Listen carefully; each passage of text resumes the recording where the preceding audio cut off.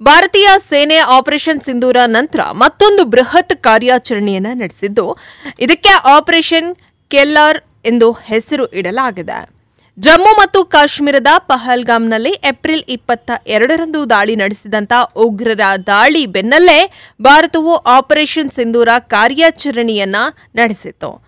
ಇನ್ನು ಇದೀಗ ಗಡಿ ಭಾಗದಲ್ಲಿ ಆಪರೇಷನ್ ಕೆಲ್ಲರ್ ಹೆಸರಿನಲ್ಲಿ 3 ಉಗ್ರರನ್ನ ಎನ್ಕೌಂಟರ್ ಮಾಡಲಾಗಿದೆ ಎಂದು ಭಾರತೀಯ ಸೇನೆಯು ಖಚಿತಪಡಿಸಿದೆ. ಭಾರತ ಹಾಗೂ ಪಾಕಿಸ್ತಾನದ ನಡುವೆ ಕದನ ವಿರಾಮವನ್ನ ಘೋಷಣೆಯಾಗುತ್ತಿದ್ದಂತೆ ಮತ್ತೊಂದು ಬಿಗ್ ಅಪ್ಡೇಟ್ಸ್ ಬರಲು ಆರಂಭವಾಗಿದೆ. ಭಾರತೀಯ ಸೇನೆಯು ಪಾಕಿಸ್ತಾನ ಹಾಗೂ ಪಾಕ್ ಆಕ್ರಮಿತ ಕಾಶ್ಮೀರದಲ್ಲಿ ಉಗ್ರರ 9 ಅಡಗುತಾಣಗಳ ಮೇಲೆ ದಾಳಿ ನಡೆಸಿದ್ದು 50ಕ್ಕೂ ಹೆಚ್ಚು ಉಗ್ರರು ಮೃತಪಟ್ಟಿದ್ರು. ಈ ಕಾರ್ಯಾಚರಣೆಯ ನಂತರ ಭಾರತೀಯ ಸೇನೆಯು ಉಗ್ರರನ್ನ ಹುಡುಕಿ ಕೊಲ್ತಾ ಇದೆ.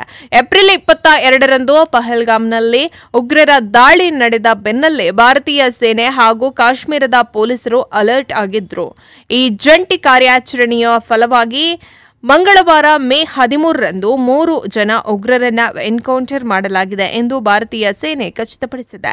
ಮೃತಪಟ್ಟ 3 ಜನ ಉಗ್ರರಲ್ಲಿ 2 ಗುರುತನ್ನ ಪತ್ತೆ ಮಾಡಲಾಗಿದೆ.